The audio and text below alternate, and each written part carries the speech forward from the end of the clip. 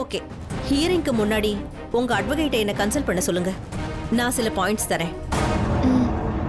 ஏம்மா, என்ன இருந்தாலும் அவ பொம்பளை புள்ள. இந்த கோர்ட்டு கேஸுன்னு போறதுக்கு முன்னாடி ஒரு தடவை நல்லா யோசிக்க கூடாதா? இதுல யோசிக்க என்னங்க இருக்கு? அந்த அசோக் தப்பு பண்ணிருக்காரு. தப்பு பண்ணா தண்டனை வாங்கி கொடுக்க வேண்டியதானே? இருக்கட்டும்மா, நாம சண்டை போடுறவங்க யாருன்னு பார்க்கணும்ல. அவன் ஒரு பொறுக்கி, மகா மட்டமான பொம்பளை பொறுக்கி. அவன் கூட சண்டை போட்டு நம்ம மரியாதையை நாமளே கெடுத்துக்கணுமா சொல்லு? இங்க பாருங்கம்மா, எல்லா பொண்ணுங்களுக்கும் ஒரு செல்ஃப் ரெஸ்பெக்ட் இருக்கு. யாரா இருந்தாலும் அதுக்கு மதிப்பு கொடுத்துதான் ஆகணும். நீங்க எதுக்கு கவலைப்படுறீங்க? வைஷுவோட சைட் ஸ்ட்ராங்கா இருக்கு. இந்த கேஸ்ல வைஷு தான் கண்டிப்பா ஜெயிப்பா. ஆமா அத்தை, இவங்க மாதிரி ஆளுங்களை சும்மா விட்டா இன்னும் அதிகமா பண்ணுவாங்க. அவங்களோட நிஜமான முகம் என்னங்கறத நாம தான் வெளியில கொண்டு வரணும். அப்போதான் அவன மாதிரி தப்பு செய்யற ஆளுங்களுக்கு எல்லாம் பயம் வரும். அம்மா, இப்ப நீ ஏமா தேவையில்லாம பயந்துட்டு இருக்க?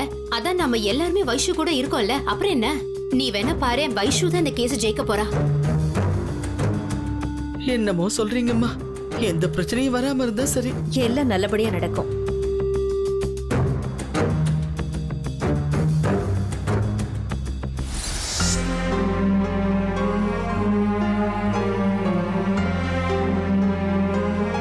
வைஷு, நீ ஏன் இதெல்லாம் பண்ற? வேற யாருக்கா பண்ணுவா? இல்ல, நீ இருக்கிற மனநிலைமையில இதெல்லாம் பண்ணணுமா? அதான் கேட்டேன்.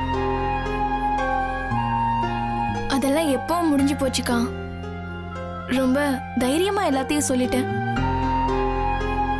திடீர்னு எங்க இருந்து எனக்கு அவ்வளவு தைரியம் வந்துச்சுன்னு எனக்கே தெரியல. ஒண்ணு விடல, எல்லாத்தையும் சொல்லி முடிச்சிட்டேன். இனிமே அந்த அசோக்கோட வாழ்க்கை அவ்வளவுதான். நீ உண்மையா போராடுற, கண்டிப்பா நீ தான் ஜெயிப்ப. இனிமே அந்த அசோக் அவன் மூஞ்சி எங்க கொண்டு போய் வச்சுக்கிறான்னு பார்க்கலாம். எல்லாரும் மூஞ்சிலையும் எப்படி முழிக்கிறான்னு பார்க்கலாம். எங்க முழிக்கிறது? பாக்குற எல்லாரும் காரி துப்பி செருப்ப கழட்டி அடிப்பாங்க. விடு வைஷோ, அதையே நினைச்சிட்டு இருக்காத. ஆமா, ஸ்ரவன் எங்க போயிருக்கான்? பிரியா வீட்ல இருக்கான். ஐயோ, அவன் வரும்போது ஐஸ்கிரீம் வாங்கிட்டு வர சொன்னா, மறந்தே போயிட்டேன். கொஞ்சம் இரு, நான் போய் வாங்கிட்டு வந்துடுறேன். இல்லன்னா பெரிய ப்ராப்ளம் பண்ணிடுவான். இருங்க, நானும் உங்க கூட வரேன். வீட்டுக்கு போற வழியில வாங்கிட்டு போயிடலாம். ஐயோ ப்ளீஸ் கவிதா, ஸ்ரவன் கேட்டுட்டான். நான் போய் வாங்கிட்டு வந்துடுறேன். அதுக்கப்புறம் நாம சேர்ந்து போலாம். அது வரைக்கும் நீ உன் தங்கச்சியோட பேசிட்டு. நான் வரேன். சீக்கிரம் வாங்கிட்டு வந்துருங்க. சரிம்மா. இங்க பாரு வைஷு, அசோக்க பழி வாங்கணுங்கிற எண்ணத்தை மட்டுமே மனசுல சுமந்துகிட்டு இருக்காம உன் வாழ்க்கை நல்லா இருக்கணும்னு கொஞ்சம் யோசி. அந்த கடவுள் நிச்சயமா நம்மளை கைவிட மாட்டாரு.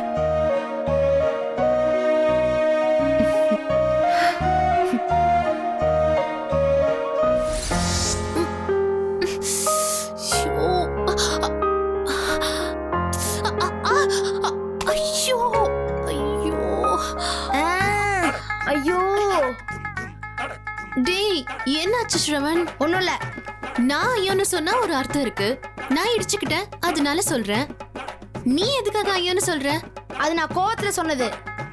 ஓ, உனக்கு அப்படி என்ன கோவம்? ஏன் நாங்களாம் கோவப்படக்கூடாதா? ஓ, தாராளமா படலாம். அப்படி யார் மேல கோவம்? எல்லாம் இந்த கேர்ள்ஸ் மேலதான்.